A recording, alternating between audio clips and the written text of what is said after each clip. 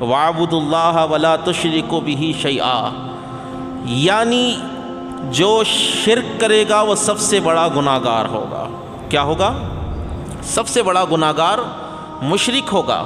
جو شرک کرے گا وہ سب سے بڑا گناہگار ہوگا، اور جو شرک نہیں کرے گا، اللہ کے نبی علیہ السلام نے ارشاد فرمایا کہ میدان محشر میں جس نے دنیا میں لا الہ الا اللہ محمد الرسول اللہ کہا تھا، اللہ تعالیٰ اس کو بھی جنت میں داخل فرمائے گا، شرک نہیں کرنا ہے۔ آگے اللہ نے ارشاد فرمایا وَاعْبُدُوا اللَّهَ وَلَا تُشْرِكُوا بِهِ شَيْئًا وَبِالْوَالِدَيْنِ إِحْسَانًا، اور اپنے والدین کے ساتھ حسن سلوک کرو، حسن سلوک کرو۔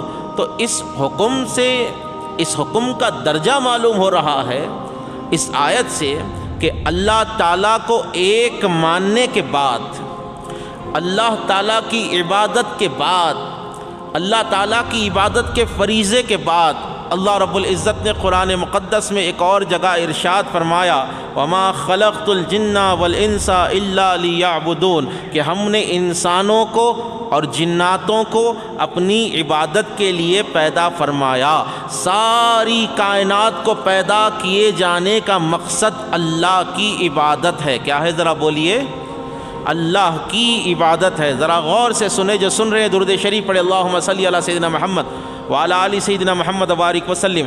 اللہ کی عبادت مقصد تخلیق کائنات ہے۔ جتنے ذرات وجود میں آئے، زمین ہو، زمین کے ذرات ہو، آسمان ہو، اس کے ستارے ہو، انسان ہو، جن ہو، چرند ہو، پرند ہو، درند ہو، یہ جتنی اشیاء ہے، مقصد کیا ہے؟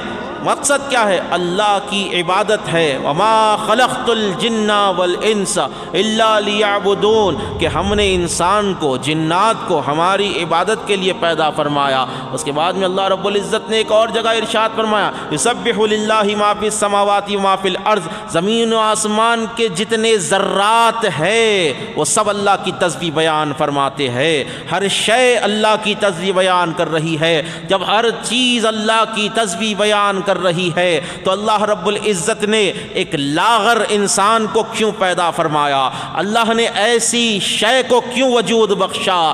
ایسی نوع کو اللہ نے کیوں بنایا جس کو سردی میں، یعنی جس کو اگر جو سردی برداشت نہیں کر سکتا، جو گرمی برداشت نہیں کر سکتا، اس کو اللہ نے انی جاعل فی الارض خلیفہ کہہ کر اپنی خلافت کا تاج اس کے سر پر رکھا۔ وجہ کیا ہے؟ تو یہاں پر علماء فرماتے ہیں، صوفیہ کی جماعت فرماتی ہے، شیخ الاسلام امام انوار اللہ فاروقی فرماتے ہیں وما خلقت الجن والانس الا لیعبدون۔ لیعبدون کی تفسیر میں آپ نے کہا کہ اللہ نے لیعرفون، اللہ نے انسان کو، جنات کو اپنے عرفان یعنی اپنی پہچان کے لیے پیدا فرمایا ہے، اپنی پہچان کے لیے پیدا فرمایا ہے۔ عبادت میں جب تک عرفان کی جھلک نہ ہو اللہ ایسی عبادتوں کو قبول نہیں کرتا۔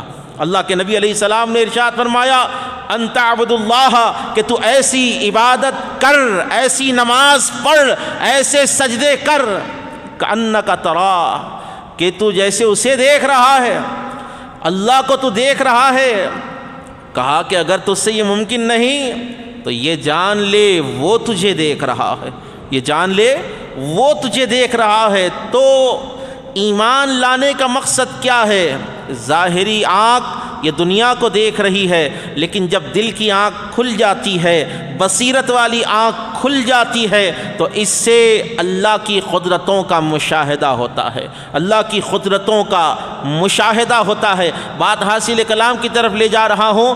اللہ تعالیٰ کو ماننے کے بعد، اس کی صفتوں کو ماننے کے بعد اللہ رب العزت نے کہا وَبِالْوَالِدَيْنِ إِحْسَانًا، اپنے والدین کے ساتھ حسن سلوک کرو۔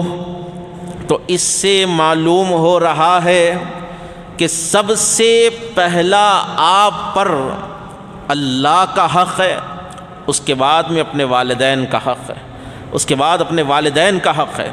ایک بات کہتا ہوں